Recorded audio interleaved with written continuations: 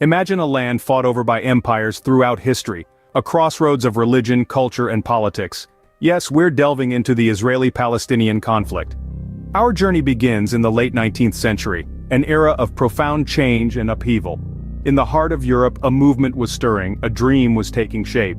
This was the birth of Zionism, a nationalist movement advocating for the establishment of a Jewish state in the territory defined as the historic land of Israel. The dream of a homeland was not simply about finding a haven from persecution, it was also about the celebration of a common identity, the revival of a culture and language that had been suppressed for centuries.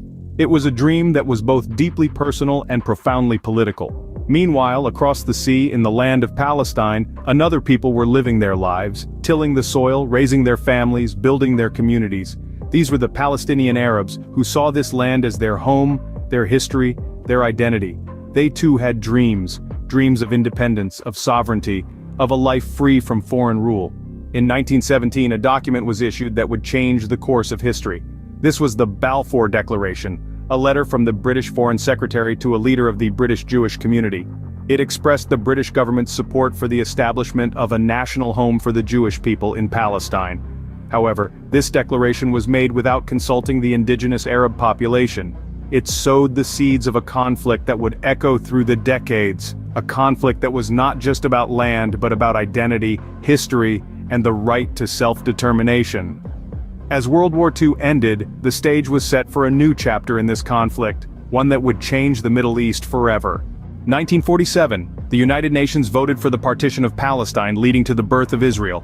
The year was 1947, a time of seismic shifts and geopolitical realignments.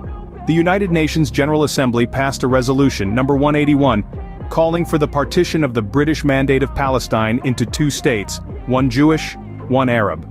An international body had for the first time recognized the legitimacy of a Jewish state. This decision, however, was not met with unanimous agreement. The Arab states, steadfastly opposed to the resolution, rejected it outright. The Jewish Agency, on the other hand, accepted the plan, seeing it as an opportunity to finally realize the dream of a Jewish homeland.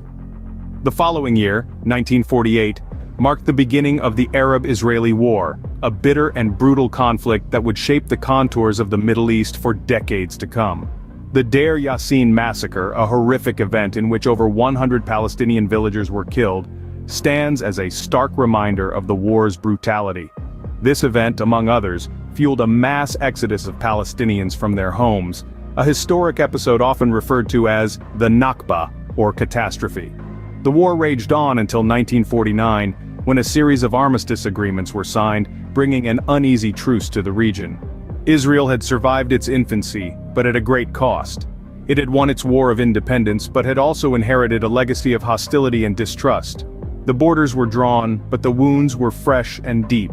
The armistice lines, often referred to as the Green Line, marked the de facto borders of Israel, but they were far from being universally accepted.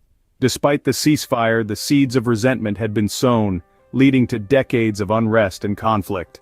The birth of a nation, it seemed, was just the beginning of a long and arduous journey. The following decades saw a series of wars, uprisings, and peace attempts. The Six-Day War of 1967 was a pivotal moment in the conflict. Israel, surrounded by Egypt, Jordan, and Syria, felt the imminent threat of attack. In a preemptive strike, Israel launched a successful military campaign, seizing control of the West Bank, Gaza Strip, East Jerusalem, the Sinai Peninsula, and the Golan Heights. Just a few years later, on Yom Kippur in 1973, Egypt and Syria launched a surprise attack on Israel. The Yom Kippur War was a brutal conflict, with heavy casualties on all sides, but it ended with Israel retaining control over the territories seized in the Six-Day War. Amidst these wars, there were uprisings, known as Intifadas. The first Intifada broke out in 1987, as Palestinians rose up against Israeli occupation. This was a largely civilian uprising, characterized by strikes, boycotts, and civil disobedience. The second Intifada, starting in 2000, was more violent, with suicide bombings and military operations causing a high death toll on both sides. In between these Intifadas, the Oslo Accords were signed in 1993, marking a significant attempt at peace. The Accords proposed a 5-year transitional period of Palestinian self-governance in the West Bank and Gaza Strip. However, the accords faced opposition from both sides and were further undermined by the assassination of Israeli Prime Minister Yitzhak Rabin in 1995 by a right-wing Israeli extremist. Rabin's death was a devastating blow to the peace process. These events have left deep scars on both sides, fueling a cycle of violence and distrust. From the wars to the Intifadas, from the Oslo Accords to the assassination of Yitzhak Rabin, each event has shaped the Israeli-Palestinian conflict, making it one of the most complex and enduring conflicts of our time. These events have left deep scars on both sides, fueling a cycle of violence and distrust. In the new millennium, a wall rises and settlements expand. This period marked a significant shift in the Israeli-Palestinian conflict, with the construction of the Israeli West Bank barrier and the steady expansion of Israeli settlements. The Israeli West Bank barrier, often simply referred to as the Wall, is a separation barrier stretching over hundreds of miles. Its construction began in 2002 as a measure to prevent attacks on Israeli soil. Yet its route, much of it cutting into Palestinian territory, has been a point of contention. The wall has not only physically divided communities, but also created immense difficulties for Palestinians in accessing work, education, and healthcare facilities. Meanwhile, Israeli settlements, civilian communities built on lands occupied during the 1967 Six-Day War, continued to expand. These settlements, seen by many Israelis as a rightful reclaiming of historical lands, have been widely criticized internationally. The United Nations, for instance, has repeatedly declared these settlements to be a violation of international law. The proliferation of these settlements has had significant repercussions, not least of all on the peace process. The increasing number of Israelis living in these settlements has created a complex demographic and political reality that complicates the negotiation of a two-state solution. The international response to both the wall and the settlements has been marked by concern and condemnation. Yet, despite numerous United Nations resolutions and international court rulings, the wall stands tall, and the settlements continue to grow. The ripple effects of these developments are far-reaching. They affect not only the daily lives of people living in the region, but also the broader geopolitical landscape. The wall and the settlements have not only redrawn the map, but also reshaped the very nature of the conflict. In the end, these developments have further complicated the path to peace. They've created realities on the ground that are hard to reverse, casting a long shadow over any potential resolution. The wall and the settlements have further complicated the path to peace, creating realities on the ground that are hard to reverse. So, where do we stand now, and what does the future hold for the Israeli-Palestinian conflict? At the heart of the conflict is the question of Jerusalem, a city of immense religious and historical significance. Both Israelis and Palestinians claim it as their capital, yet its status remains the subject of intense debate and negotiation.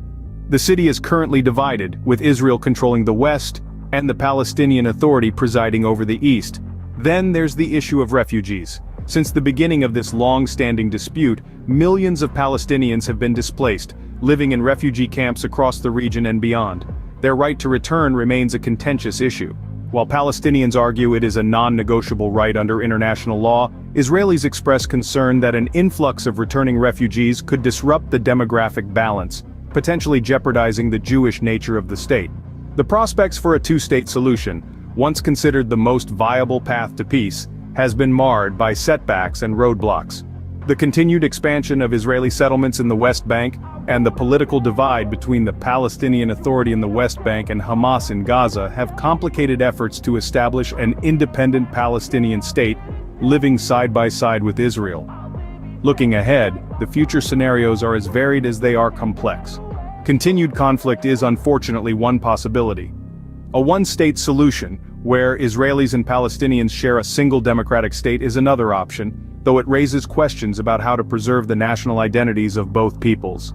Another potential outcome is a negotiated peace agreement. This would require tremendous political will and compromise from both sides, as well as support from the international community. It's a tall order, but not an impossible one.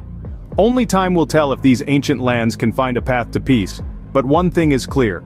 The history of the Israeli-Palestinian conflict is a lesson in the tragic cost of division and distrust.